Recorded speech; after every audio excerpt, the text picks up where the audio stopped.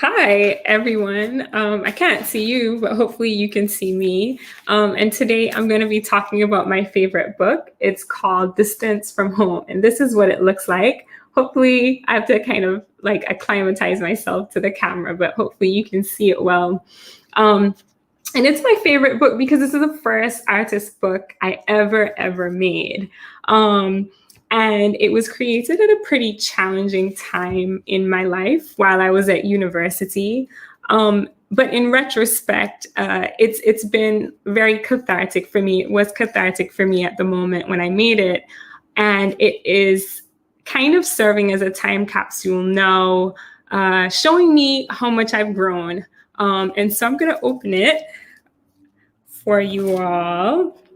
And it is essentially in the form of a letter. And I have some notes here that I'm reading off screen.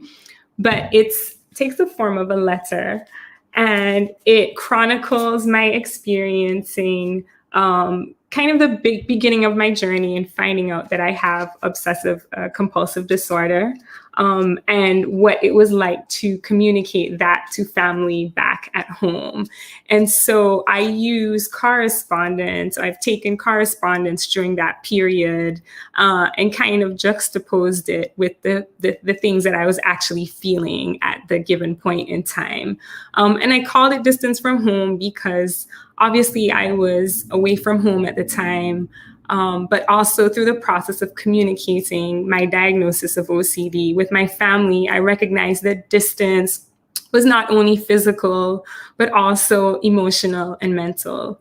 And so the book, again, like I've shown, takes the form of a letter or, a standard package, which was not unfamiliar as far as what I would receive from family members while I was away at school.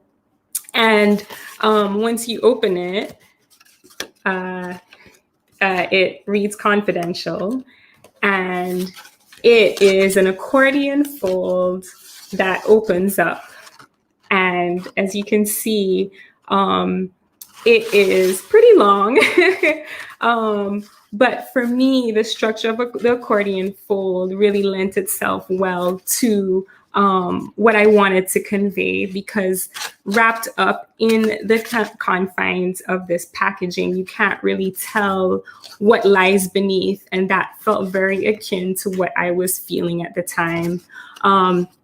Materials wise, I used Reeves Heavyweight White along with acetate. I screen printed just a variety kind of mixed media. And I did that because it helped to illustrate the various forms of correspondence I was getting. And so the book opens up here with a letter actually that came from my grandmother, wishing me well when I began school. And on the inside, again, I juxtapose what I was feeling on top of the contents of the letter. And then it continues with me kind of detailing text messages between my mom and myself, with me kind of just speaking to the fact that I was feeling depressed and I was really struggling. And to give a little bit more background, my family is a very God-fearing family of faith. And in the culture that I grew up in, the notion of mental health and anxiety disorders was just not something that was known or familiar territory for me. So it was very difficult speaking to just the experience of discovering this diagnosis with my family at home. And though they meant well, there were things that were said and done that were really challenging for me to hear from them at the time. And so hopefully, again, you can see this well enough. It goes through the process again of all the correspondence. I also have a little snippet of an email I sent for the first time to the school counselor, indicating that, I was struggling and I needed to speak to somebody. And again, I use acetate to kind of, and this kind of flap to kind of just communicate the back and forth correspondence between myself and, in this instance, the school counselor. And then again, more letters juxtaposed or overlaid with a pretty recurring impulsive thought that I was having in the midst of this process and school. And I think the contradiction or the tension here is interesting between, again, the letters and messages from my family at home. This also was happening during the year of my 21st birthday. So I included that here. And then, again, notes from my family on top of or corresponding with, the texts that are more somber and more hinting to what it is that I was feeling beneath the surface. And so it continues. Again, a very kind of long book. I'm sorry, I can't hold it up because my arms aren't long enough. But again, the book is pretty repetitive in the sense that, these themes of, I guess, like I said, tension, things are examining what's really beneath the surface. And in this particular instance, I feature a letter from my aunt and call out, something that she said, which in the moment, I don't think she actually realized what the weight of kind of saying this, "Carry yourself, God bless you," meant for me at the time.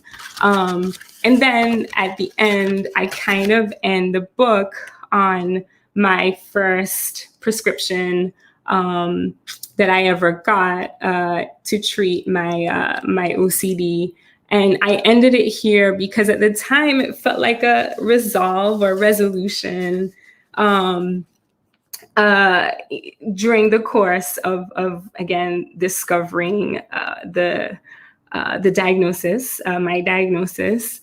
And that again, that's how it ends. I think a whole nother book can be made about the effects that the medication had on me. But at the time, again, I felt like it was a good kind of resolution to finding out that I had OCD and getting to the point where I did have some clarity on what the potential solutions could be to help me.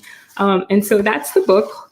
I hope you had a good idea. You could get a good idea of the contents of it and the structure and the form.